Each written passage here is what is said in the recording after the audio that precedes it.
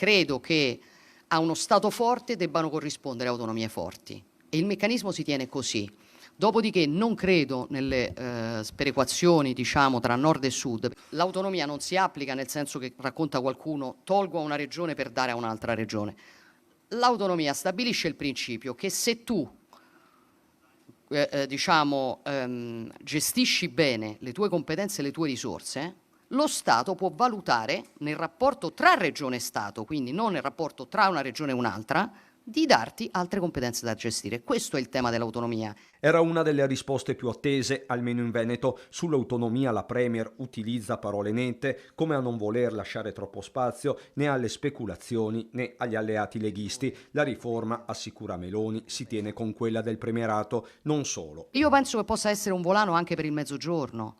Penso che possa essere un volano anche per il Mezzogiorno la responsabilizzazione della classe dirigente, perché poi guardi che non mi stupisce che i primi a schierarsi contro l'autonomia siano, diciamo, quelli che per esempio spendono peggio i fondi europei. Non mi stupisce, ma credo che un meccanismo di responsabilizzazione da nord a sud faccia semplicemente andare avanti e meglio quelli che sono più bravi. Da Palazzo Chigi a Palazzo Balbi è un attimo e Luca Zaia accoglie subito la palla al balzo. Mai la Premier si era espressa tanto esplicitamente e favorevolmente su questo tema, afferma Zaia, blindando di fatto le dichiarazioni della Presidente del Consiglio. Si è materializzato, dice ancora il governatore, un importante passo avanti, il miglior viatico per la discussione in Parlamento che inizierà a metà gennaio.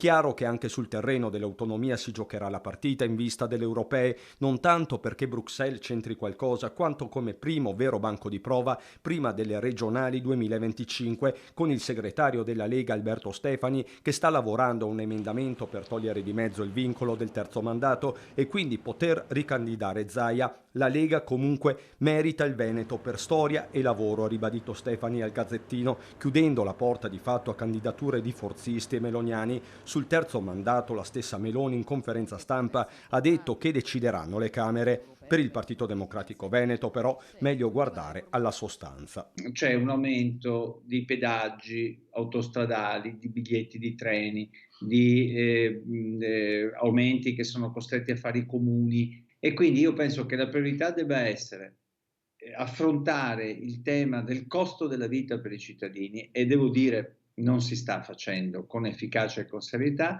e assieme a questo l'altro tema è quello della salute dei cittadini e cioè di garantire una sanità pubblica in grado di dare risposte a tutti quelli che si devono curare.